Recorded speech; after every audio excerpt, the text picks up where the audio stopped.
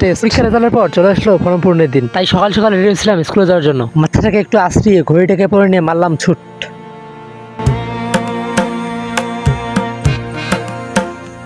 এরপর একটানে চলে আসলাম স্কুলের সামনে। আমার স্কুলের নাম গোবর্ধন হায়দারিয়া বহুমুখী উচ্চ বিদ্যালয়, অবস্থিত লালমনিরহাট জেলায়। ঢুকে পড়লাম স্কুলের ভিতরে। এরপর দিকে অনেক বন্ধু বান্ধব এসেছে ফর্ম পূরণ করতে। সেখানে অপেক্ষা করছিলাম আমাদের কেরানি স্যার আসার জন্য।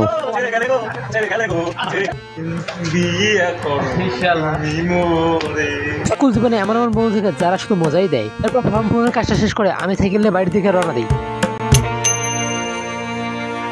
স্কুল থেকে আসতে দেখি নানা ধান কাটতেছে, তাই আমিও কাইছে নিয়ে লেগে পড়ি ধান কাটার কাজে। তুমি নানা ধানগুলোকে শুয়ে দিল। ওদিকে দেখতে পাচ্ছেন আমার আরেক নানা ধান কাটতেছে। এরপর পুরো দমে লেগে পড়লাম ধান কাটার কাজে। গ্রামে কিভাবে ধান কাটে যেটা যদি দেখতে চান তাহলে পুরো ভিডিওটি কন্টিনিউ করেন।